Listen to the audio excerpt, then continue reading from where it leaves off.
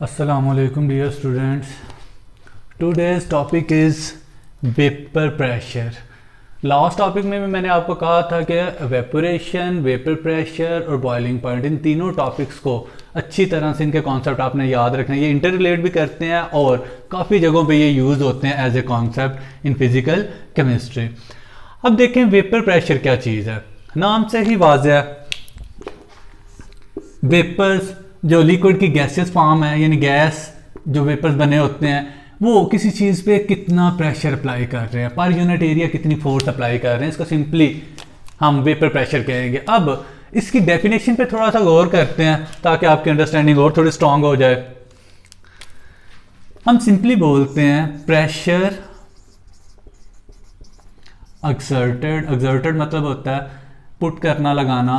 Exerted by vapours of liquid at equilibrium with liquid is called vapor pressure. इसकी definition को पहले understand कर रहे हैं. इसमें दो पार्ट्स आते हैं इस डेफिनेशन के.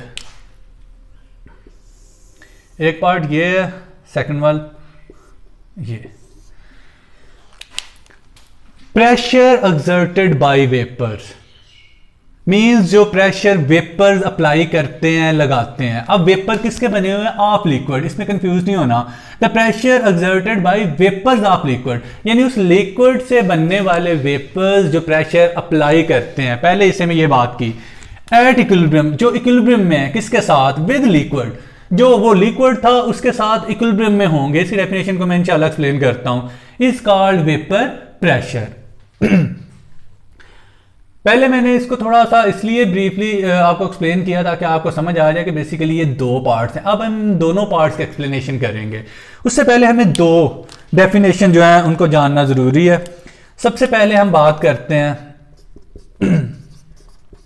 इवेपोरेशन की. ये कॉन्सेप्ट आपको क्लियर है. Evaporation is the process in which liquid converted into gases.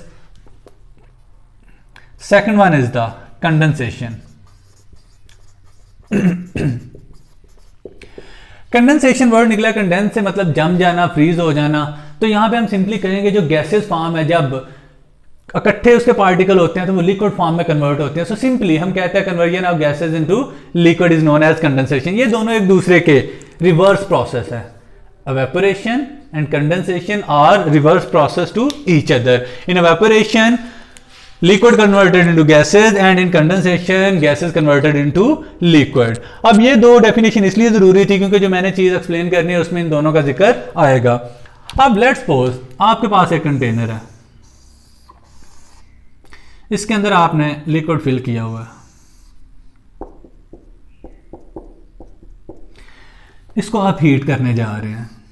जैसे आपने इसकी हीटिंग स्टार्ट की, मॉलिक्यूल्स इसके अंदर जो पार्टिकल मौजूद हैं वो रिक्वायर्ड काइनेटिक एनर्जी लेके यहाँ से एवेपोरेट करने की कोशिश करेंगे, जो कि आपको मैंने क्लियर कर दिया पिछले दो टॉपिक्स के अंदर. अब देखें, जैसे ही ये एवेपोरेट करने की कोशिश करेगा यहाँ पे लिक्विड का लेवल कम होना स्टार्ट हो जाएगा. लेकिन अगर हम इसको ऊपर से बंद कर दें, इस कंटेनर को ऊपर से मैंने क्लोज कर दिया, अब ये मॉलिक्यूल्स बाहर एस्केप नहीं कर सकते. ये जितनी एनर्जी लेंगे ये यहां पे ही वेपर फॉर्म में मूव करते रहेंगे, बार बार ऊपर नीचे टकराते रहेंगे. ये वेपर फॉर्म है, ये वाला portion in the liquid form है. अब ये वेपर क्रिएट हुए लिक्विड से.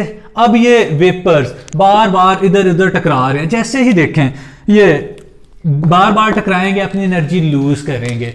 जैसे ही इनकी एनर्जी लूज होगी तो ये दोबारा वेपर से किस फॉर्म में आ जाएंगे? लिक्विड फॉर्म में. हमने देखा कि एनर्जी गेन करने से, ज्यादा एनर्जी मिलने से लिक्विड गैसेस में कन्वर्ट होता है. तो वही एनर्जी अगर लूज कर दी जाए, रिमूव कर दी जाए, तो वही गैसेस दोबारा किस में कन्वर्ट हो सकती हैं? लिक्विड्स के अंदर. ये चीज बड़ी इंपॉर्टेंट है फॉर लिक्विफिकेशन। आप अक्सर देखोगे कि जब भी किसी गैस को लिक्विड में कन्वर्ट करना है तो दो चीजें जरूरी होती हैं। पहले नंबर पे टेम्परेचर कम करना, दूसरे नंबर पे प्रेशर इंक्रीज करना। एक कंडीशन हमारी समझ में आ रही है कि टेम्परेचर कम करने से हम गैसेस को दोबारा लिक्विड में कन्वर्ट कर सकते हैं। तो जब ये पार्टिकल बार बार इधर इधर टकराते हैं तो उस दौरान अपनी हीट लूज करते हैं, दोबारा लिक्विड में कन्वर्ट होते हैं, इसके ऊपर आके इसके साथ मिल जाते हैं। अब देखें ये जो वेपर्स क्रिएट हुए हैं फ्रॉम द लिक्विड, ये इसकी सरफेस के ऊपर बार बार टकराएंगे, एक फोर्स अप्लाई करेंगे। तो हमें पता है फोर्स पर यूनिट एरिया, ये पार्टिकल जितनी फोर्स अप्लाई कर रहे हैं, कितने एरिया पे अप्लाई कर रहे हैं, इन दोनों की रेशियो क्या कहलाएगी? प्रेशर। तो ये प्रेशर या फोर्स पर यूनिट एरिया कौन अप्लाई कर रहा है? वेपर्स। और इस अप्लाई होने वाले प्रेशर को हम सिंपली कह लेंगे वेपर प्रेशर। अब आपको एक और चीज क्लियर करूं कि स्टार्ट में एवेपोरेशन होती है, कंडेंसेशन नहीं होती, क्योंकि पार्टिकल लिक्विड से एनर्जी लेके गैसेस फॉर्म में कन्वर्ट हो रहे होते हैं। एवेपोरेशन बड़ी फास्ट होती है, कंडेंसेशन होती नहीं या ना होने के बराबर होती है। लेकिन टाइम के साथ साथ अब ऊपर काफी ज्यादा पार्टिकल वेपर फॉर्म में गैदर होना स्टार्ट हो गए हैं, वो बार बार टकराएंगे, अपनी एनर्जी लूज करेंगे, अब दोबारा वो लिक्विड के साथ मिलने की कोशिश करेंगे in the form of liquid. तो जब वो वापस आ रहे होते हैं तो इस प्रोसेस को हम कंडेंसेशन कहते हैं, गैस का लिक्विड में कन्वर्ट होना। अब टाइम के साथ साथ कंडेंसेशन भी इंक्रीज होने स्टार्ट हो गई।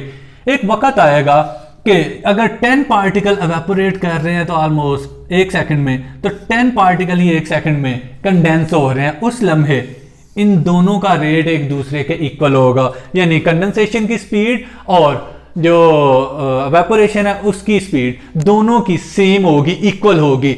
और जब दो प्रोसेस एक ही रेट पे अप्लाई हो रहे हैं और अपोजिट डायरेक्शन में हो रहे हो तो हम कहते हैं simply it will maintain the equilibrium. It will maintain the equilibrium. Equilibrium हम ऐसी कंडीशन को कहते हैं, सिंपल वर्ड में हम कहते हैं बैलेंस। जैसे अब इक्विलिब्रियम की दो टाइप्स हैं, एक डायनामिक, एक होती है स्टैटिक। स्टैटिक हम सिंपली कहते हैं ये जो बिल्डिंग वगैरह है अपनी जगह पे खड़ी हैं, मूव नहीं कर रही और अपने तवाज़न को बरकरार रखे हुए हैं, तो हम कहते हैं दिस इज स्टैटिक इक्विलिब्रियम।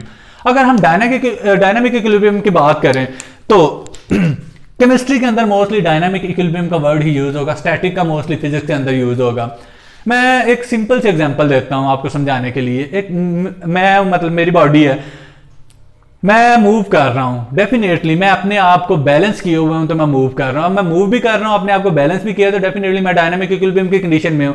अगर अनफॉर्चुनेटली मैं अनकॉन्शियस हो जाता हूं, मैं एकदम गिर जाता हूं, तो डेफिनेटली मैं मूव तो कर रहा था लेकिन मैं अपना इक्विलिब्रियम या बैलेंस मेंटेन नहीं कर सका, तो मैं कहूंगा मैं डायनामिक इक्विलिब्रियम की कंडीशन में नहीं रहा।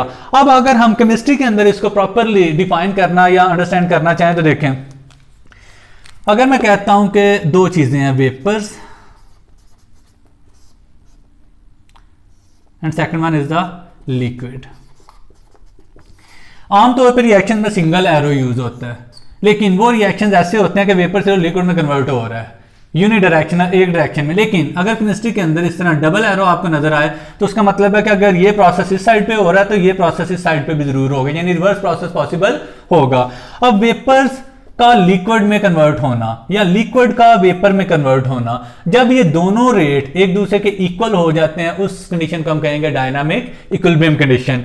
फर्स्ट कंडीशन में हम इसको इस तरह राइट करते हैं, क्योंकि हमने लिक्विड से स्टार्ट किया था, लिक्विड एंड वेपर्स। पहली कंडीशन हमारे पास इवेपोरेशन होगी, जबकि दूसरी कंडीशन कंडेंसेशन होगी। लिक्विड का वेपर में कन्वर्ट होना वेपोरेशन, वेपर्स का लिक्विड में कन्वर्ट होना कंडेंसेशन। स्टार्ट में वेपोरेशन ज्यादा होती है, कंडेंसेशन कम होती है, वक्त के साथ साथ कंडेंसेशन भी स्टार्ट हो जाती है। एक वक्त आता है कि जितने पार्टिकल एवेपोरेट करेंगे उतने ही पार्टिकल एक टाइम में कंडेंस होंगे। तो एवेपोरेट करने की स्पीड, कंडेंस होने की स्पीड दोनों एक दूसरे के इक्वल हो जाएंगे, इसको हम डायनामिक इक्विलिब्रियम का नाम देंगे।